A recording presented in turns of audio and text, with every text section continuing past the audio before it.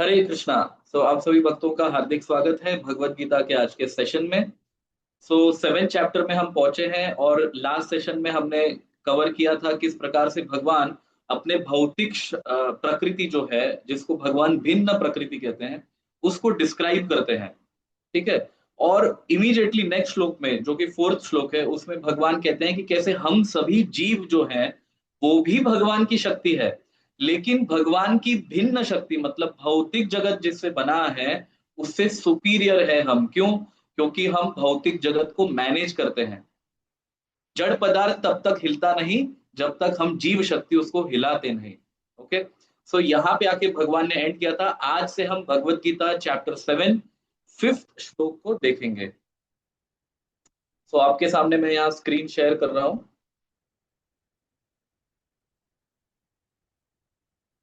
Okay. Okay, Bhagavad Gita chapter 7 six श्लोक। एतद् योनीनि भूतानि सर्वाणीति उपधारय अहं कृत्स्नस्य जगतः प्रभवः प्रलयस्तथा। एतद् योनीनि भूतानि सर्वाणीति उपधारयः अहं कृत्स्नस्य जगतः प्रभवः प्रलयस्तथा। क्या कहा जा रहा है, देखिए। ऑल क्रिएटेड बींग्स, अभी फोर्थ श्लोक में भगवान भौतिक जगत की बात कर रहे हैं, फिफ्थ में भगवान जीव शक्ति की बात कर रहे हैं, हम सभी की, और सिक्स्थ में भगवान अपने खुद की बात कर रहे हैं। All created beings have their source in these two natures of all that is material and all that is spiritual in this world. Know for certain that I am both the origin and dissolution. तो भगवान यहाँ पे क्या कह रहे हैं कि चाहे भौतिक जगत हो या जीव शक्ति हो, और जीव शक्ति भौतिक जगत के अंतर्गत हो या धाम के अंतर्गत हो, दोनों भी स्थान पे, उन दोनों का ही सोर्स कौन है? भगवान कह रहे वो मैं हूं। Know for certain that I am both the origin. तो उनका उद्गम स्रोत भी भगवान है और उनका प्रलय भी भगवान है। और ये कहने की आवश्यकता नहीं है कि मेंटेनेंस भी भगवान ही करते हैं। अगर स्टार्ट भगवान कर रहे हैं, एंड भगवान कर रहे हैं, तो बीच का पार्ट भी भगवान ही करते हैं। इसका मतलब क्या हुआ कि ब्रह्मा जो है, ठीक है, यहाँ पे सृष्टि की बात हो रही है, तो ब्रह्मा के भी स्रोत, देखिए, जीव शक्ति में ब्रह्मा भी आते हैं। ब्रह्मा दूसरे क्रिएशन के क्रिएटर है। दूसरा क्रिएशन क्या है? दूसरा क्रिएशन क्या है, मैं आपको बताता हूं। पहला क्रिएशन जो है वो महाविष्णु करते हैं। हमने इसको 6 डे सेमिनार में देखा था, जिनके रोम कूपों से असंख्य कोटि ब्रह्मांड निकल रहे हैं। और वही महाविष्णु हर ब्रह्मांड के अंदर गर्भोदक्षय विष्णु बन के जाते हैं। ओके। इसके बाद गर्भोदक्षय विष्णु के नाभि में से ब्रह्मा जी निकलते हैं। अब ये ब्रह्मा जी द्वितीय सृष्टि करते हैं। दूसरी सृष्टि कौन सी सृष्टि? जीवों को शरीर देने की सृष्टि। मतलब जैसे मान लीजिए किसी जीव ने कुछ बुरे कर्म किए हैं, तो तो जिस स्तर का उसने बुरे कर्म किए हैं वैसा उसको शरीर मिलना चाहिए। तो शरीर ऑलरेडी ब्रह्मा जी ने वो डिजाइन किया हुआ है। ब्रह्मा को क्रिएट भगवान करते हैं, लेकिन ब्रह्मा जी आगे का क्रिएशन करते हैं। ठीक है। जैसे पूरे यूनिवर्स में प्लैनेट्स का फॉर्मेशन हो या जो भी कुछ है, वो सब ब्रह्मा जी का क्रिएशन है। उनके नॉलेज से होता है वो सब। और यूनिवर्सल लॉज भी जो होते हैं, ये दूसरी सृष्टि है। तो भगवान यहाँ पे पहली सृष्टि की ही बात कर रहे हैं। पहली सृष्टि मतलब क्या? ब्रह्मा को भी क्रिएट करने वाले भगवान है। क्यों? क्योंकि भगवान ने ऑलरेडी फिफ्थ श्लोक में जीव शक्ति की बात की है कि जीव मटेरियल वर्ल्ड को एक्सप्लॉइट करता है। अभी सभी जीवों में ब्रह्मा श्रेष्ठ है या नहीं, बताइए। ब्रह्मा के बाद ही सभी जीव आए हैं ना। तो ब्रह्मा सबसे पहले जीव है, और उन्होंने मटेरियल वर्ल्ड के अंदर उसको उसके एलिमेंट्स को मिक्स करके दूसरा क्रिएशन किया हुआ है। सो दैट मीन्स जो भगवान कह रहे हैं कि जीव मटेरियल वर्ल्ड को एक्सप्लॉइट करता है, तो भगवान ब्रह्मा के पहले की बात कर रहे हैं ये। मतलब इस लिस्ट में ब्रह्मा जी भी इंक्लूडेड है, सिर्फ हम लोग नहीं। हम तो कर ही रहे हैं, मटेरियल वर्ल्ड के एलिमेंट्स को मिक्स करके कभी व्हीकल्स बनाते हैं, कभी बिल्डिंग्स बनाते हैं, कभी कुछ बनाते हैं। बट ब्रह्मा जी भी बनाते हैं। वो हमसे सुपीरियर क्रिएशन करते हैं, बट वो भी इस लिस्ट में है। वो परम जीव है, जीवों में सबसे श्रेष्ठ है, लेकिन जीव है वो। ठीक है।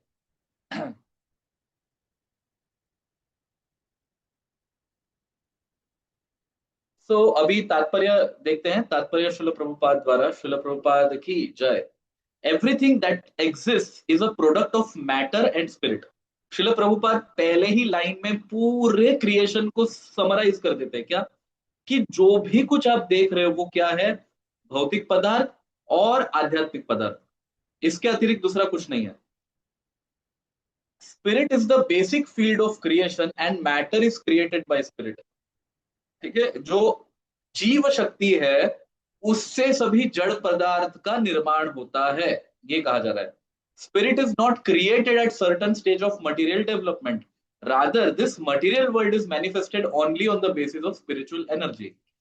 ओके, इसको हम समझ लेते हैं। अभी यहाँ पे प्रभुपाद जी लिख रहे हैं कि जीव शक्ति को कोई क्रिएट नहीं कर सकता। ठीक है, लेकिन अभी तो हमने देखा कि जीव शक्ति का ओरिजिन क्या है, भगवान ने कहा कि दोनों का ओरिजिन मैं हूं। और यहाँ पे प्रभुपाद जी लिख रहे हैं कि जीव शक्ति को कोई क्रिएट नहीं कर सकता।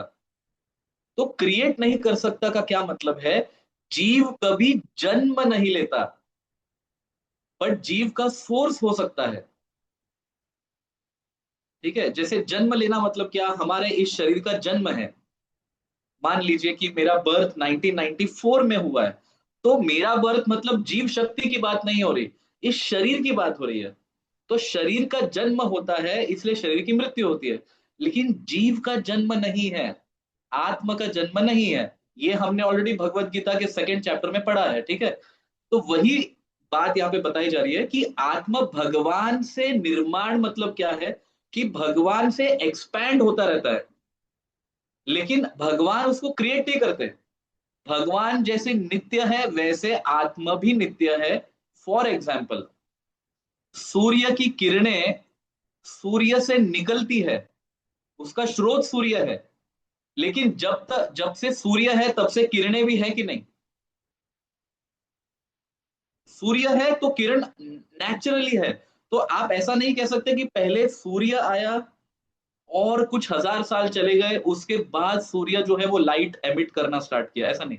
उसका मतलब क्या हो गया, उसका मतलब ये है कि किरण जो है वो सूर्य के बाद आई है और सूर्य का भी जन्म है।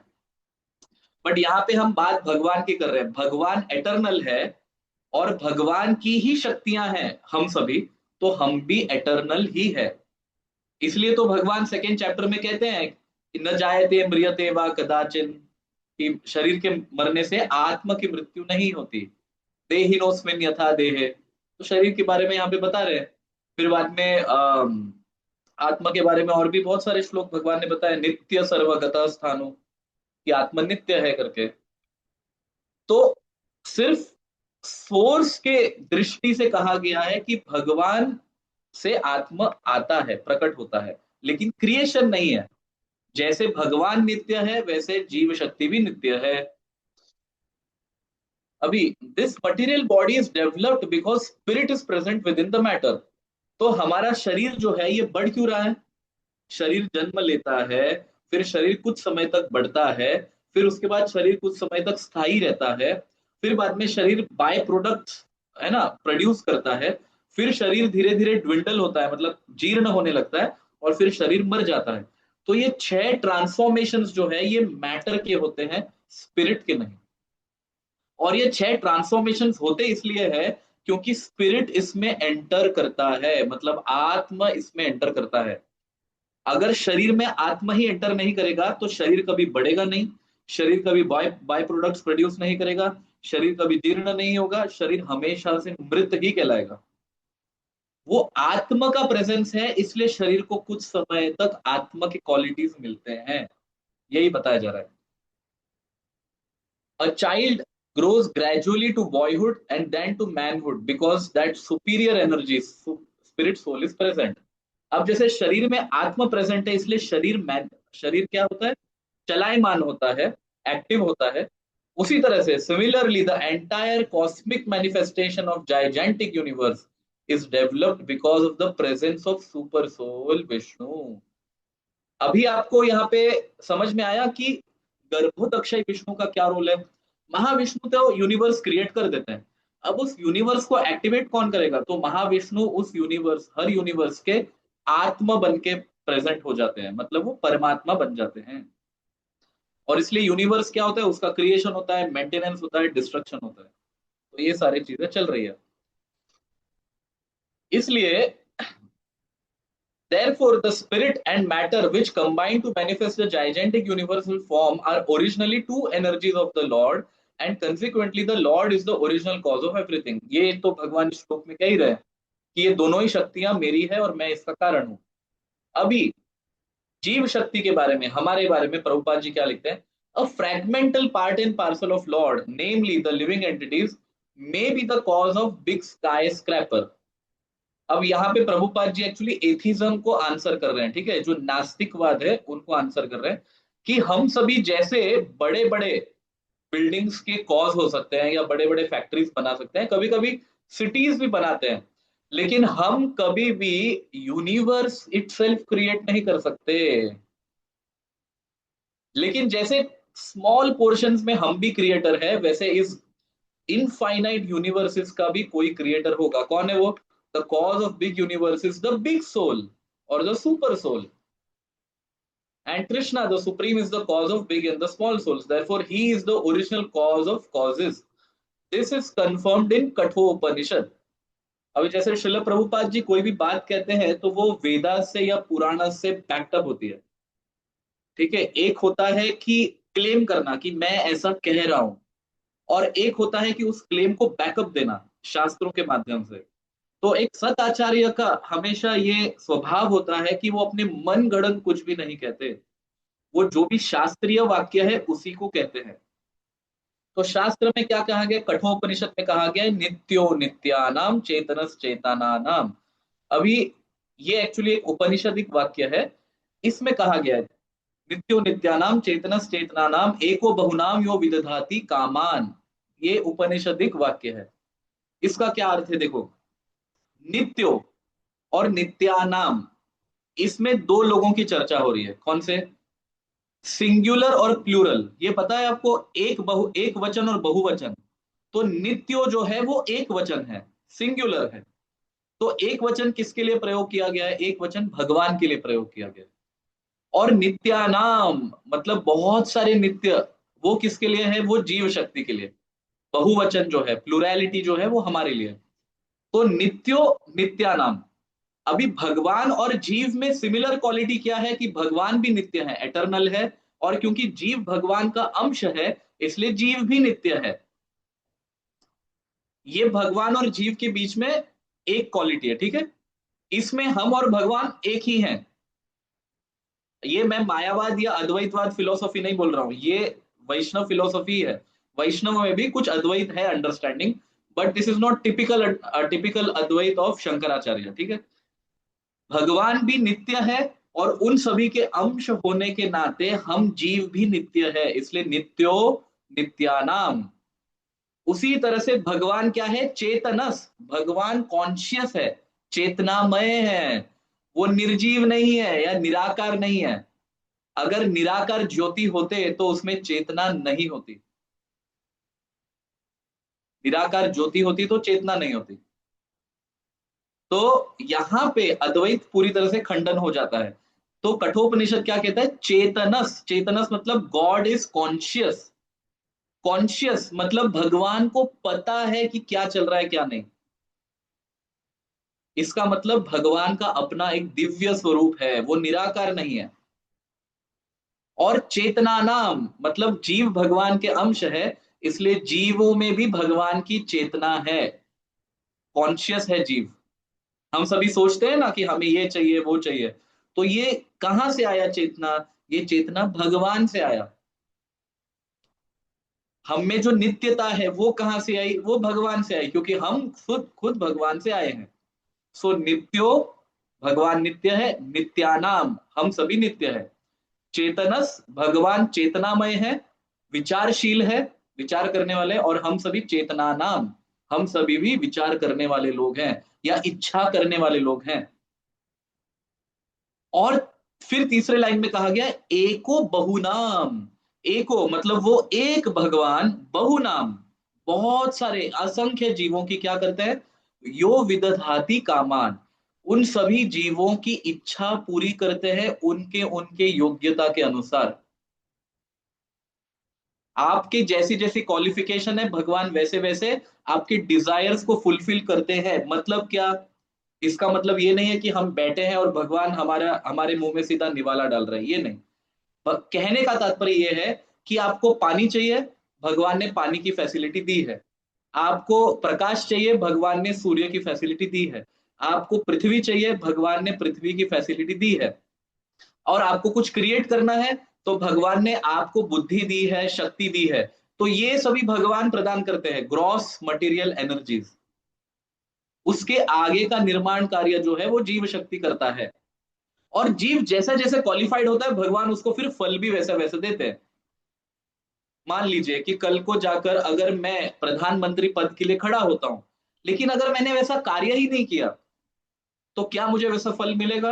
नहीं। तो कार्य करने की क्षमता भगवान देते हैं, कार्य करने की बुद्धि भगवान देते हैं, कार्य करने का जो कार्य है वो हमारा है। फिर वापस उसके अनुसार फल भगवान देते हैं। तो एक्चुअली कर तो सब रहे हैं भगवान, हमें क्या करना है उसमें अपना थोड़ा हाथ बटाना है। ये एक्चुअली इस श्लोक में कहा गया है। तो एको बहुनाम यो विदधाति कामान, मतलब क्या? एक भगवान सभी जीवों की इच्छा पूरी करते हैं। कैसे? उनको काम करने की शक्ति देना, और काम करने के पीछे जो बुद्धि है वो बुद्धि देना। अगर ये दो चीज नहीं होगी तो हम कुछ नहीं कर सकते। आप समझ पा रहे हैं इस चीज को? भगवान हर कार्य नहीं करते, लेकिन जो सभी चीजों का मूल कारण है वो प्रदान करते हैं हमें बुद्धि और काम करने की शक्ति। और हम जैसे जैसे मेहनत करते हैं भगवान वैसा वैसा फल देते हैं। इसलिए भगवान सभी लोगों को मेंटेन कर रहे हैं।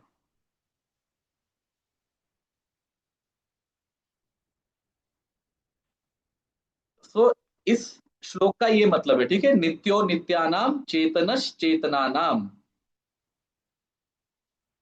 अभी आगे ये श्लोक बहुत इंपॉर्टेंट है, इसको नोट डाउन कर लीजिए, ठीक है। भगवत गीता 7.7, मत्तः परतरम नान्यत किंचिदस्ति धनंजय, मयि सर्वमिदं प्रोतम सूत्रे मणि गणा इव। अभी मैं आप सभी से एक क्वेश्चन पूछता हूं, ठीक है।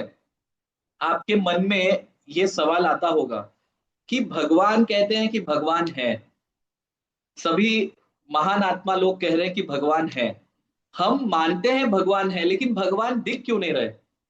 ये प्रश्न उठता है कि नहीं? भगवान दिख क्यों नहीं रहे? उसका उत्तर भगवान ने इस श्लोक में दिया है कि भगवान क्यों नहीं दिखते। लेकिन एक बुद्धिशाली व्यक्ति फिर भी भगवान को देख सकता है ज्ञान से। कैसे? अब मैं आपको बताता हूं। देखिए, मोतियों की माला देखिए आपने, मोतियों की माला देखिए, ठीक है। अगर हम उस मोतियों की माला में से धागा निकाल दे तो मोती बिखर जाएंगे कि नहीं बिखर जाएंगे?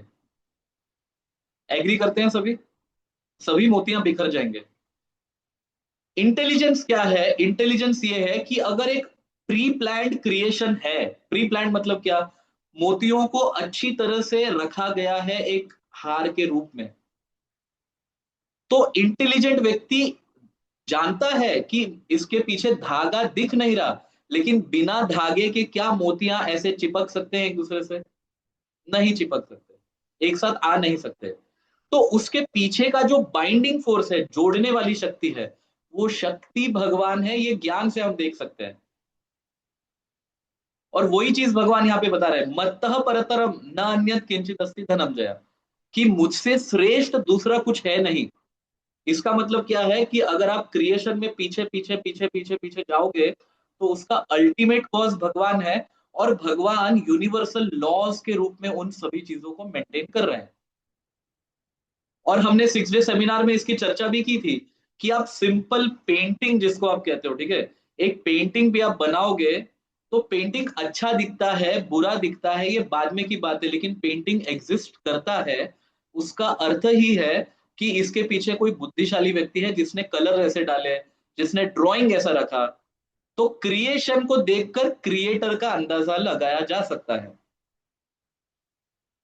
तो भगवान यहाँ पे मोतियों की माला के साथ क्यों कंपेयर कर रहे हैं इस पूरे भौतिक जगत को? अब जैसे प्लैनेट्स होते हैं, ठीक है, प्लैनेट्स कैसे दिखते हैं? प्लैनेट्स कैसे दिखते हैं, वो गोलाकार है ना, मोती भी गोलाकार होती है। अब सारे प्लैनेट्स जो है वो ग्रेविटेशनल फोर्स से एक दूसरे से बंधे हुए हैं। उसी तरह से और भी कई फोर्सेस है यूनिवर्स में जो पूरे यूनिवर्स को एक साथ जोड़े रखता है। तो जैसे मोतियों की माला में धागे के वजह से सभी मोतियां जुड़े हुए हैं, वैसे पूरा ब्रह्मांड जुड़ा हुआ है उसके पीछे के फोर्स के वजह से। भगवान कह रहे वो फोर्स मैं हूं। इसलिए देखिए यहाँ पे श्लोक में ही भगवान कह रहे हैं, मैं आपको दिखा देता हूं। ये देखो, मई सर्वम इदम प्रोतम। भगवान कह रहे मैं सभी जगह व्याप्त हूं। ठीक है, मई सर्वम इदम प्रोतम, सूत्र मणि गणा इव। सूत्र, भगवान कह रहे मैं क्या हूं, मैं उस धागे के जैसा हूं जो मणियों के अंतर्गत है और उस माला को बनाए रखे हैं। सी, O conqueror of wealth, there is no truth superior to me. Everything rests upon me as pearls are strung on a thread. तो यहाँ पे भगवान खुद को किसके साथ कंपेयर कर रहे हैं, उस सूत्र जैसे, सबको बांधने वाले, जैसे सभी मणियों को उस सूत्र ने बांधा है, वैसे पूरे सृष्टि को भगवान ने पकड़ के रखा है। तात्पर्य में प्रभुपाद जी क्या कह रहे हैं, देखते हैं। There is a common controversy over whether the supreme absolute truth is personal और इम्पर्सनल। अभी प्रभुपाद जी वापस वो भगवान का रूप है या भगवान निराकार है, इसकी बात कर रहे हैं। तो ये कंट्रोवर्सी हमेशा चलती रहती है कि भगवान का अपना रूप है या भगवान निराकार है। ठीक है, हमेशा से चलता आ रहा है। As far as Bhagavad Gita is concerned, the absolute truth is the personality of Godhead Shri Krishna, and this is confirmed in every step. तो आगे प्रभुपाद जी कह रहे हैं कि जहां तक भगवत गीता का प्रश्न उठता है, भगवान स्वयं कहते हैं कि उनका अपना स्वरूप है, वो निराकार नहीं है। और ये श्लोक में इसमें कंफर्म भी किया है। In this verse in particular it is stressed that absolute truth is a person. देखो, in this verse in particular it is stressed that absolute truth is a person, कि भगवान जो है वो निराकार ज्योति नहीं है, वो स्वयं एक व्यक्ति है। क्या, यहाँ पे भगवान कह रहे हैं मत्तः परतरम न अन्यत किंचित अस्ति धनंजय, कि मुझसे श्रेष्ठ कोई सत्य नहीं है। मतलब परम सत्य क्या है, निराकार नहीं है। क्योंकि कहने वाला व्यक्ति कौन है यहाँ पे, भगवान खुद कह रहे हैं। सो और यही चीज ब्रह्म संहिता में भी कंफर्म है, ईश्वर परम कृष्ण सच्चिदानंद विग्रह। यहाँ पे देखो विग्रह की बात हुई है, विग्रह मतलब भगवान का स्वरूप है। अभी आगे शिल प्रभुपाद बोलते हैं कि द इम्पर्सनलिस्ट, मतलब जो निराकारवादी होते हैं, कि जो भगवान का स्वरूप नहीं है ऐसा मानते हैं, वो श्वेताश्वतर उपनिषद का ये जो स्टेटमेंट है, ततो यद उत्तरतरम तद अरूपम अनामयम य एतद विदुर अमृतास्ते भवन्ति अथेतरे दुखम एवापियंति, इस श्लोक से वो कोट करते हैं कि भगवान का रूप नहीं है। क्यों, क्योंकि यहाँ पे एक शब्द आया है अरूपम, है ना, ये शब्द आया है यहाँ पे श्वेताश्वर उपनिषद से। अभी in the material world, Brahma, the primeval living entity within the universe, is understood to be the supreme amongst demigods, human beings, and lower animals. But beyond Brahma, there is transcendence, who has no material form and is free from all material contaminations.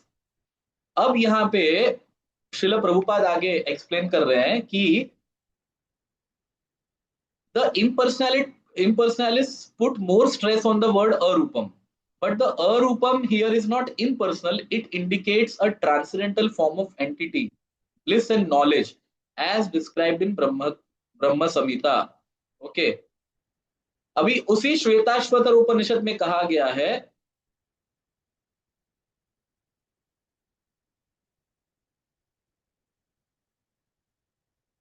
आगे श्वेताश्वतर उपनिषद को Prabhupada ji coat कर रहे हैं। सी, अभी यहाँ पे कहा गया है कि भगवान को अरूपम क्यों कहा गया है, क्योंकि इस भौतिक जगत में हम जो भी रूप देखते हैं वो नष्ट हो जाते हैं। ओके, अगर भौतिक जगत में जो भी रूप देखते हैं वो नष्ट होते हैं, तो ऐसा लॉ नहीं है कि भगवान का रूप है तो वो भी नष्ट होना चाहिए। ऐसा लॉ नहीं है कहीं पे भी। अगर भगवान का रूप भी नष्ट होता है तो वो सीधा सीधा भगवान के सर्वशक्तिमान होने पे क्या करता है, प्रश्न खड़ा करता है।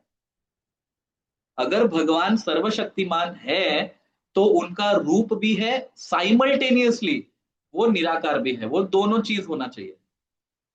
दोनों में से कोई एक चीज पे अगर आप स्ट्रेस करते हो कि भगवान सिर्फ निराकार है और जो रूप हमें दिखता है वो एक्चुअली नष्ट होने वाला है, तो भगवान के शक्ति पे डाउट है, मतलब भगवान शक्तिमान नहीं है। जैसे हम भी शक्तिमान नहीं है, हम अपने रूप को मेंटेन नहीं कर सकते। आपको अपने रूप को मेंटेन करने के लिए कितने प्रोडक्ट्स लगाने पड़ते हैं, फिर भी बुढ़ापा जब आता है तो स्किन पे क्या दिखते हैं, झुर्रियां तो दिखती है। आप नहीं मेंटेन कर सकते। आंखों को कम दिखना होगा तो आंखों को कम दिखेगा ही, आप उसको नहीं मेंटेन कर सकते। ये प्रूव करता है कि हम सर्वशक्तिमान नहीं है। लेकिन अगर यही चीज भगवान को होगी तो फिर भगवान को भगवान कहने जैसा क्या रह गया उसके अंदर। इसलिए इसलिए प्रभुपाद जी यहाँ पे बता रहे हैं कि जैसे निराकारवादी कहते हैं कि अरूपम से निराकारवादी उसको एब्सोल्यूट लेवल पे ले जाते हैं कि भगवान को रूप ही नहीं है। ऐसा नहीं है। भगवान को भौतिक रूप नहीं है जैसे हमारा रूप है, वैसा नहीं है। लेकिन भगवान का अपना एक दिव्य स्वरूप है जो सच्चिदानंद है।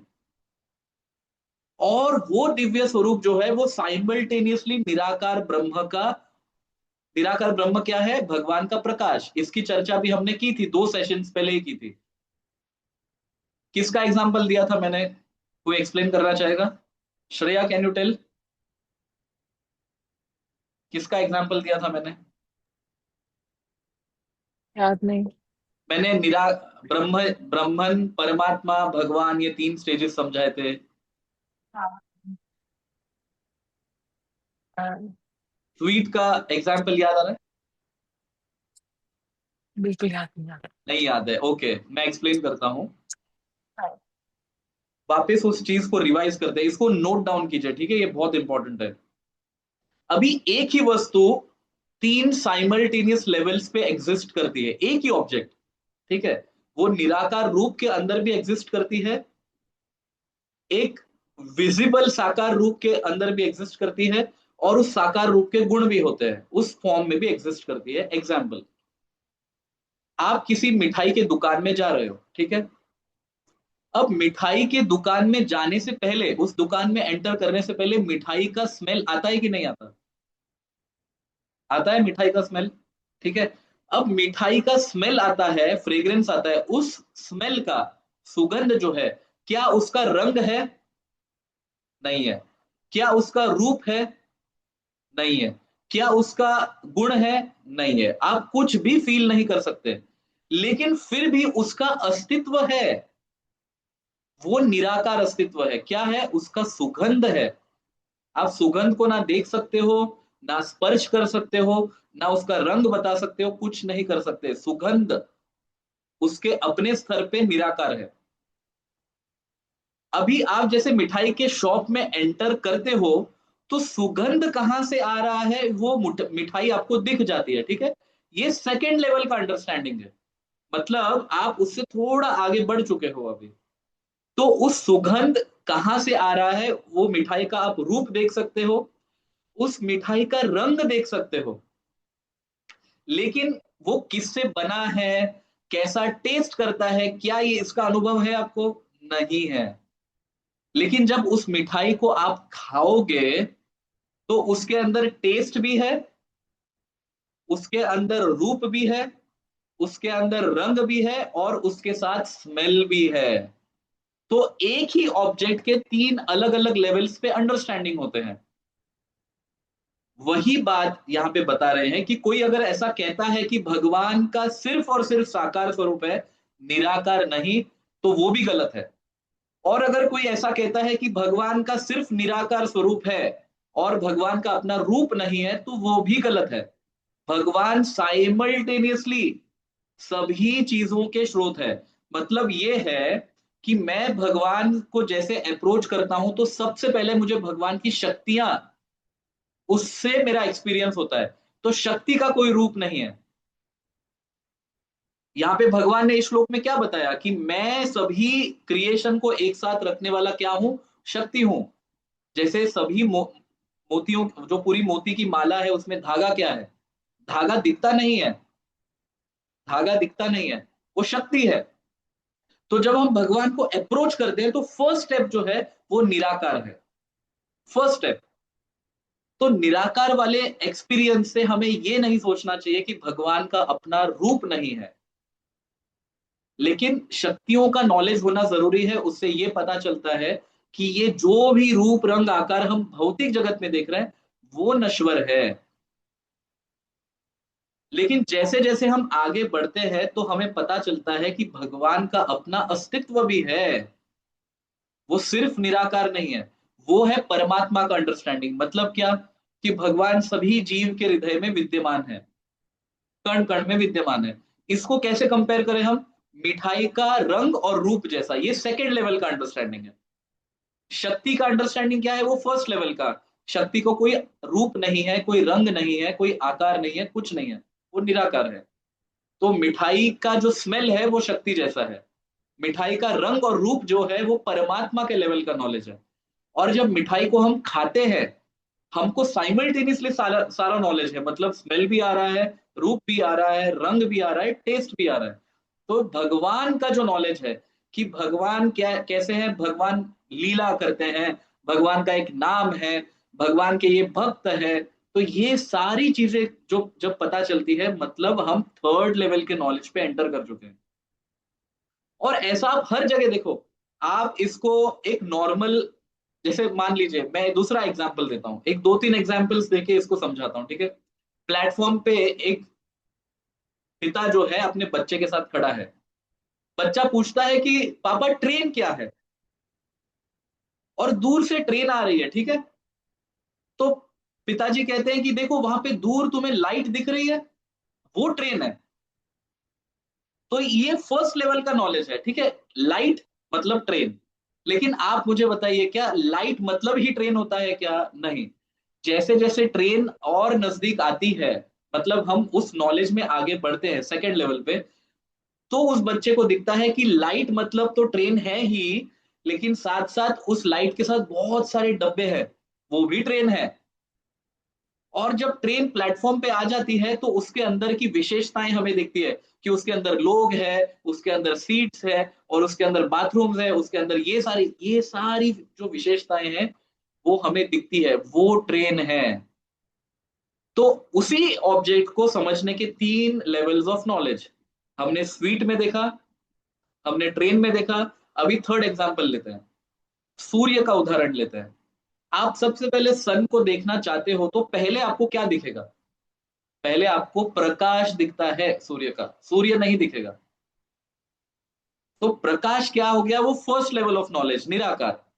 सेकंड क्या है? जब आप और कंसंट्रेट करोगे तो आपको दिखता है कि हाँ एक गोल जैसा शेप दिख रहा है, वो सेकंड लेवल ऑफ नॉलेज है। थर्ड लेवल का नॉलेज क्या है? कि जब आप अच्छे से सूर्य को स्टडी करते हो कि सूर्य की ये विशेषताएं हैं, सूर्य में इतने गैसेस हैं, सूर्य इस तरह से चीजों को मेंटेन कर रहा है, तो ये जब आप स्टडी करते हो तो आपको दिखता है कि सूर्य सिर्फ गोलाकार कोई ऑब्जेक्ट नहीं है, उसकी अपनी विशेषताएं हैं। अभी चौथा उदाहरण हम देते हैं, ठीक है? ये फोर्थ एग्जाम्पल और लास्ट एग्जाम्पल रहेगा। मान लीजिए आप फ्लाइट से जा रहे हैं कहीं पे, और नीचे आपको दिखता है कि समुद्र है, ठीक है, ओशन है। ओशन के अंदर की विशेषताएं पहले दिख रही है क्या आपको? बिल्कुल भी नहीं, सिर्फ ब्लू, सिर्फ और सिर्फ ब्लू। ऐसा लगता है मानो किसी ने ब्लू कलर पेंट कर दिया है। लेकिन जैसे जैसे फ्लाइट अगर लैंड कर रही है तो आपको दिखेगा कि ओशन जो है, समुद्र में जो है लहरें हैं, ठीक है? तो ये सेकेंड लेवल का नॉलेज है। और अगर मान लीजिए आप समुद्र में एंटर करते हो, मैं फ्लाइट गिरने की बात नहीं कर रहा हूं बट एक एग्जांपल है, समुद्र में एंटर करते हो तो समुद्र में भी लाइफ फॉर्म्स हैं, मतलब वहां पे क्या बोलते हैं, मछलियां हैं वहां पे, ऑक्टोपस है वहां पे, और फिर बाद में ऐसे ऐसे जीव रहते हैं जिसके बारे में हमें पता नहीं, मतलब उसकी भी विशेषताएं हैं। कहने का तात्पर्य क्या है कि कोई अगर ऐसा कहता है कि भगवान निराकार है, तो आपको समझ में आना चाहिए कि ये भगवान को समझने के रास्ते पे पहले स्तर पे है, सिर्फ पहले स्टेज पे पहुंचा है अभी। और जो भगवान की विशेषताएं डिस्क्राइब करता है, तो समझना चाहिए कि ये भगवान को समझने के ऑलमोस्ट उस स्तर पे आ चुका है, वो थर्ड लेवल के नॉलेज पे है। तो विशेषताएं बताना मतलब क्या, उस ऑब्जेक्ट के बारे में डीप स्टडी होना। और जब विशेषताएं नहीं बता सकते, मतलब उस ऑब्जेक्ट के बारे में एक यूनिफाइड नॉलेज है लेकिन डीप नॉलेज नहीं है, एक यूनिफाइड नॉलेज है।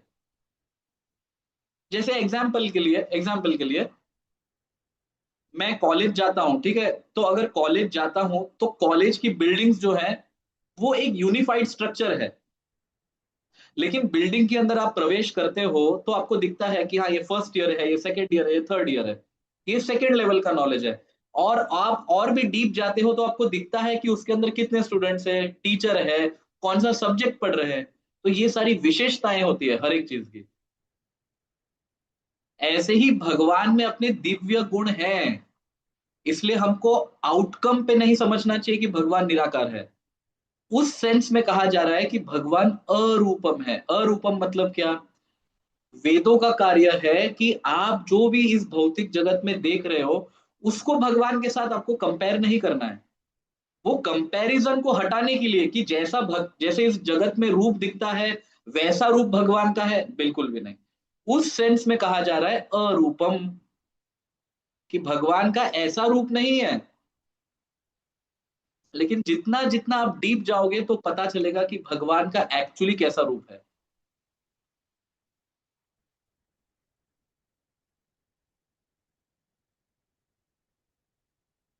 अभी आगे टेक्स्ट 8 में और भी भगवान यहाँ पे डीप बताते हैं कि कैसे भगवान को देखना चाहिए।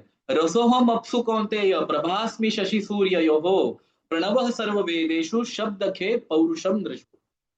अभी कहा जा रहा है, O son of Kunti, I am the taste of water, the light of the sun and the moon, the syllable Om in the Vedic mantras, and I am the sound in ether and the ability in man. अभी यहाँ पे देखो, भगवान को immediate level पे अगर आपको देखना है तो भगवान कुछ बेसिक मेथड्स बता रहे हैं आपको कैसे देखना चाहिए भगवान को। हम पानी पीते हैं, पानी पीने के बाद जो संतुष्टि हमें आती है, जो सेटिस्फैक्शन हमें मिलता है, वो बाकी किसी से नहीं मिलता। आप चाहे मैंगो जूस पी लो, आप चाहे पानी पूरी खा लो, आप चाहे राइस दाल रोटी सब्जी खा लो, जो भी आपको दुनिया में खाना पीना करना है आप कर लो। लेकिन जब आप पानी पीते हो, तब रियल सेटिस्फैक्शन आपको मिलता है। तो भगवान कह रहे हैं वो क्या है, वो रियल सेटिस्फेक्शन क्या है। क्या पानी में आपने मसाले डाले हैं, क्या पानी में आपने नमक डाला है, क्या पानी में आपने शुगर डाला है? नहीं, पानी तो टेस्टलेस है। तो टेस्टलेस होने के बाद भी हमें संतुष्ट क्यों कर रही है वो पानी?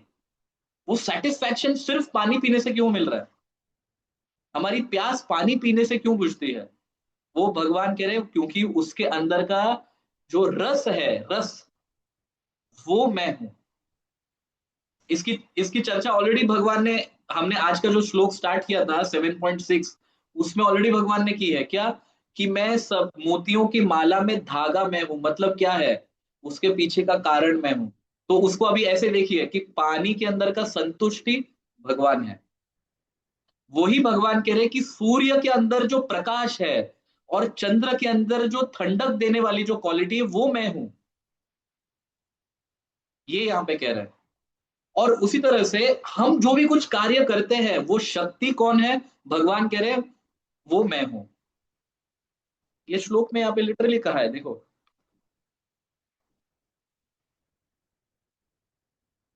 वैदिक मंत्र जो है उसके अंदर ओम क्या है, ओम भी भगवान है। कोई भी मंत्र बिना ओम से प्रारंभ होता ही नहीं। इनफैक्ट सारे के सारे वेद जो है वो ओम से ही उद्गम हुए हैं। छांदोग्य उपनिषद में कहा गया है,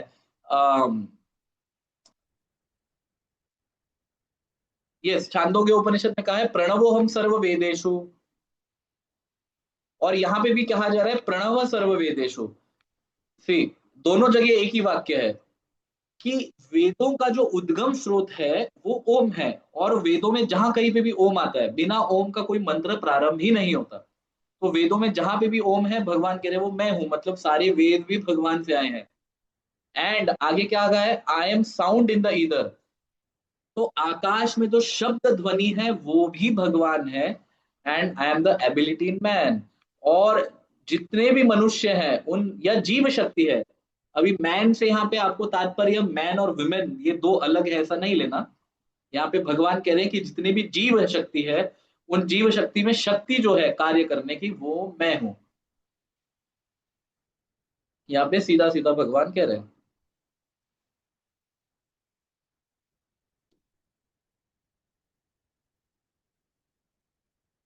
अभी आगे 7.9 में और भी भगवान डिस्क्राइब कर रहे हैं, पुण्यो गंधः पृथ्व्याम च तेजस चास्मि विभावसौ जीवनम सर्वभूतेषु तपश्चास्मि तपस्विषु।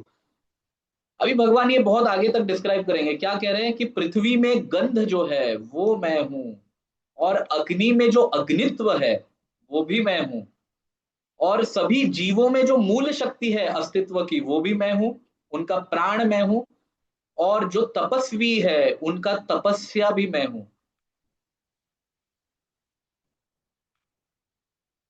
इन शॉर्ट, इन शॉर्ट अभी भगवान आगे चलकर यही बता रहे हैं, जो पहला डिस्क्राइब हमने किया श्लोक, कि मत्तः परतरम न अन्यत् किंचित अस्ति धनंजय, कि मुझसे श्रेष्ठ कुछ नहीं है, मैं उन सभी का कारण हूं। अभी वो कैसे कारण है वो सब भगवान यहाँ पे डिस्क्राइब कर रहे हैं, और ये बहुत डीप टॉपिक है। तो आज का सेशन हम यही रोकते हैं, ओके। आगे हम नेक्स्ट सेशन में हम इसके आगे देखेंगे, क्योंकि ये मेरा भी बहुत फेवरेट सब्जेक्ट है, तो इसको थोड़ा डिटेल में स्टडी हमें करना चाहिए। ये भगवान क्यों यहाँ पे बता रहे हैं, इसका पर्पस हम समझे, ठीक है, इसका पर्पस हम समझे। भगवान को देखने वाले बहुत चाह भगवान को देखने वाले बहुत लोग हैं, ठीक है, जो देखना चाहते हैं भगवान को। लेकिन क्या इमीडिएट लेवल पे भगवान उनको दिखेंगे? बिल्कुल भी नहीं, पॉसिबल नहीं है वो। तो ऐसा व्यक्ति भगवान के भक्ति मार्ग से हताश होके ना निकले, इसलिए भगवान अर्जुन को और अर्जुन के थ्रू हमें बता रहे हैं कि इमीडिएट लेवल पे अगर आपको इस भौतिक जगत को आप देखोगे तो ऑब्जर्वेशन आपका शार्प होना चाहिए। ऑब्जर्व जो व्यक्ति करता है उसको भगवान दिखेंगे, क्या?